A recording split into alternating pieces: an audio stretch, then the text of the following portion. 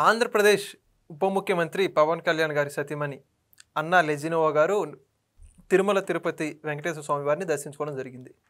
అందులో భాగంగా ఏదైతే వాళ్ళ చిన్న కుమారుడు ఉన్నారో మార్క్ శంకర్ గారి పేరిట అన్నదానం కూడా నిర్వహించారు తిరుమల తిరుపతిలో.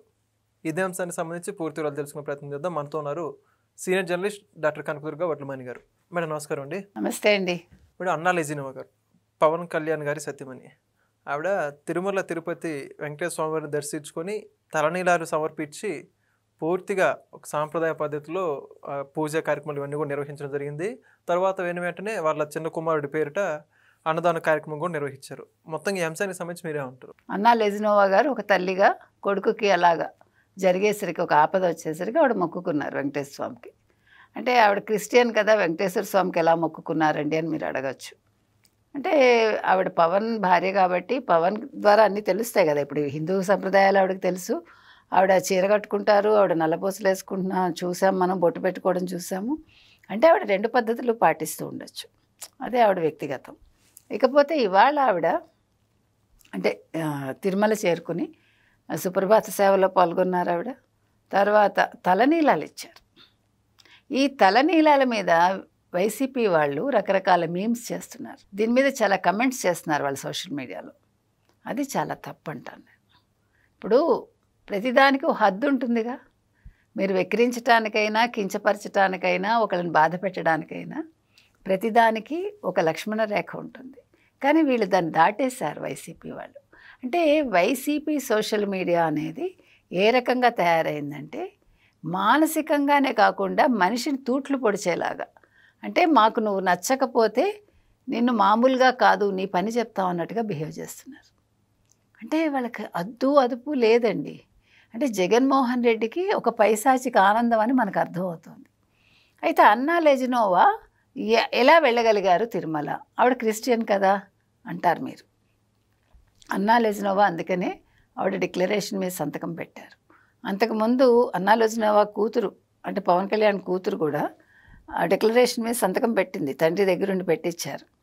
ఒకసారి డిక్లరేషన్ ఇస్తే చాలు నాకు తెలిసి. కాబట్టి అంటే నేను హిందూ మతాన్ని గౌరవిస్తాను, నాకు నమ్మకం ఉంది అని ఆవిడ చెప్పారు. ఇది ఇక్కడ ఎందుకు మీరు ప్రస్తావిస్తున్నారని అడగచ్చు నన్ను. అంటే జగన్మోహన్ రెడ్డి గారు ఒక వీడియో మీరు చూసారేమో. ఏంటి నేను భారతదేశంలో ఏంటి కొత్త సంప్రదాయం, నేనెందుకు రాయాలి, నేనెందుకు సంతకం పెట్టాలి, ఇట్లా మాట్లాడాడు ఆయన. మీరు ఒక దర్గాకి వెళ్ళి దర్గా ప్రకారం వాళ్ళ పద్ధతి ప్రకారం మీరు చేస్తున్నారా లేదా? మీరు నెత్తి మీద టోపీ పెట్టుకుని మెళ్ళో ఒక రుమాలు కట్టుకుంటున్నారుగా, మరి ఎందుకు చేస్తున్నారు? మీకు నమ్మకం లేదుగా. మీరు క్రిస్టియను, మరి మీరెందుకు తిరుమల వెళ్ళి పట్టు వస్త్రాలు బహుకరించారు స్వామికి?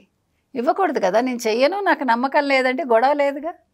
అంటే మీరు మీ అవసరాలకి మీ ఓటు బ్యాంక్ కోసం ఒకలా ప్రవర్తించి మీకు అక్కర్లేనప్పుడు ఇంకోలా ప్రవర్తించి ఇలా ద్వంద్వ వైఖరి ఏంటి అని మనం అడుగుతున్నాం. అదేవిధంగా గతంలో రాజశేఖర రెడ్డి గారు డిక్లరేషన్ మీద సంతకం పెట్టారు. మీకు తెలుసో లేదో నాకు తెలీదు. అంటే నేను కూడా పెట్టానంటాడు ఈయన. నువ్వు పెట్టిన కాగితం చూపించవయ్యా, గొడవ లేదు. ఎవడు ఇంక మళ్ళీ మాట్లాడుగా ఇగో నేను ఫలానా రోజు ఫలానా తారీఖు నేను సంతకం పెట్టాను ఇది అని జగన్మోహన్ రెడ్డి తన సంతకం పెట్టిన కాగితం చూపిస్తే అందరి నోళ్ళు మూతపడతాయిగా. ఇంకొక విషయం ఏంటంటే ఆవిడ తలనీలాలు ఇవ్వడానికి తప్పు పడుతున్నారు. ఇప్పుడు తలనీలాలు ఇవ్వడం అనేది తప్పు ఒప్పు నాకు తెలియదండి. ఎందుకంటే గరికపాటి గారు చెప్పారు ఆడవాళ్ళు తలనీలాలు ఇవ్వకూడదని అని చాలామంది కమెంట్స్ చేస్తున్నారు. అయితే నాకు తెలిసినంత మటుకి పూర్వం ఎలా ఉండేదంటే బ్రాహ్మణ కుటుంబాల్లో ఆడపిల్లలు అంటే పెళ్ళైన వాళ్ళు జుట్టు ఇచ్చేవాళ్ళు కాదు. ఎందుకు ఇవ్వారంటే దానికి సంప్రదాయం ఉండేది. అప్పట్లో చిన్నప్పుడే పెళ్ళిళ్ళు అయిపోయేవి. భర్త చనిపోతే మీకు వయసుతో నిమిత్తం లేకుండా 8 ఏళ్ళైనా 10 ఏళ్ళైనా 12 ఏళ్ళైనా 15 ఏళ్ళైనా ఎవరైనా వాళ్ళకి జుట్టు తీసేసి తెల్ల చీరతోటి కూర్చోపెట్టేవాళ్ళు. అందుకని ఆ ఇళ్లల్లో ఆ బ్రాహ్మణ కుటుంబాల్లో జుట్టు ఇవ్వడం అనేది తప్పుగా పరిణమించింది పెళ్ళయ్యాక. అంటే అది ఒక ట్యాబూ లాగా అయిపోయింది. అంటే ఇలా చేయకూడదు, ఈ ఆచారం మనకి తప్పు అన్నట్టుగా. అయితే కాలక్రమేణా ముఖ్యంగా కందుకూరి వీరేశలింగం గారు ఆయన ఎల్లుండి జయంతి అయింది 16వ తారీఖు. అంటే మీరు ఈ రకంగా తీసుకోండి, ఆయనకి ఇది ఒక నివాళిగా తీసుకోండి, మంచి పనిగానే అనుకోండి. ఎందుకంటే ఆయన విధవా వివాహాలు చేశారు. విధవా వివాహాలకి వితంతు వివాహాలకి ఆయన ఆద్యుడు. అందుకని కందుకూరి వీరేశలింగం గారు ఆడపిల్లలకి జుట్టు తీయకూడదు, ముఖ్యంగా బ్రాహ్మణ కుటుంబాల్లో ఆ రోజుల్లో వాళ్ళు మళ్ళీ పెళ్లి చేసుకోవచ్చు, వాళ్ళు తెల్ల చీరలకి పరిమితం కాకూడదు అని ఈ రకంగా చేశారు ఒకటి. రెండోది ఇవాళ జుట్టు ఇవ్వటం అనేది అందరూ జుట్టు కట్ చేసుకుంటున్నారు, అందరూ జుట్టు ఇస్తున్నారు, తప్పులేదండి. ఇప్పుడు ఏ ఆడపిల్లలు కట్ చేసుకోకుండా ఉన్నారు? రకరకాల హెయిర్ స్టైల్స్.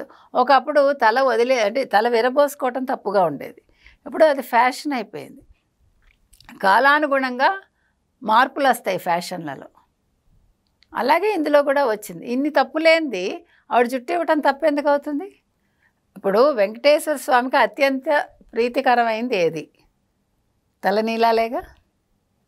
అందుకని ఆవిడ తలనీలాలు ఇచ్చారు. అంటే ఆవిడ చదువుకుని ఉండొచ్చు, ఈ సంప్రదాయం గురించి తెలుసుకుని ఉండొచ్చు, తెలుసుకున్నాకే ఆవిడ ఆ పని చేసి ఉండొచ్చు. ఎందుకంటే ఇప్పుడు ఆవిడ సబ్జెక్టు కూడా సింగపూర్లో ఆవిడ ఈ చరిత్ర వీటికి సంబంధించి ఏదో ఆవిడ చదువుకుంటున్నారు, ఇండాలజీని ఏదో, నాకు అది కరెక్ట్ గుర్తులేదు.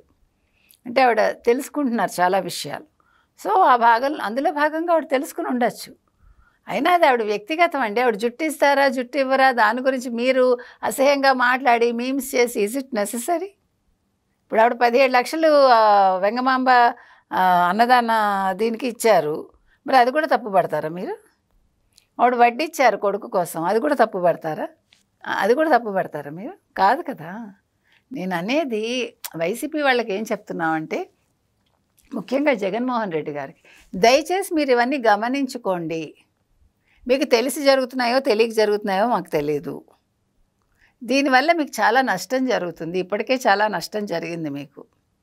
కాబట్టి ఏం మాట్లాడుతున్నారు మీ సోషల్ మీడియా వాళ్ళు, మీ సోషల్ మీడియా హ్యాండిల్లో వాళ్ళు ఏం వేస్తున్నారు, ఇలాంటివి తప్పు అని చెప్పండి అని చెప్తున్నాం మనం. ఇలాంటి వాటి మీద ఈవెన్ రోజా లాంటి వాళ్ళు, శ్యామల్ లాంటి వాళ్ళు కొంచెం అర్థమయ్యేలాగా జగన్మోహన్ రెడ్డి గారికి చెప్పాలి, వాళ్ళ పార్టీ వాళ్ళకి చెప్పాలి, ముఖ్యంగా సోషల్ మీడియా వాళ్ళకి వాళ్ళ అవగాహన కల్పించాలి. ఎందుకంటే వాళ్ళ అధికార ప్రతినిధులు కాబట్టి. ముఖ్యంగా ఇవాళ ఒక ప్రధాన సలహాదారు గారు వచ్చారు కాబట్టి కొత్తగా, ఆయన పని ఇదే. అంటే గతంలో చేసిన తప్పిదాలు చేయకుండా జగన్మోహన్ రెడ్డికి మంచి చెడు చెప్తే వీళ్ళు అభాస్కి పాలు కాకుండా ఉంటారు. Thank you. Thank you.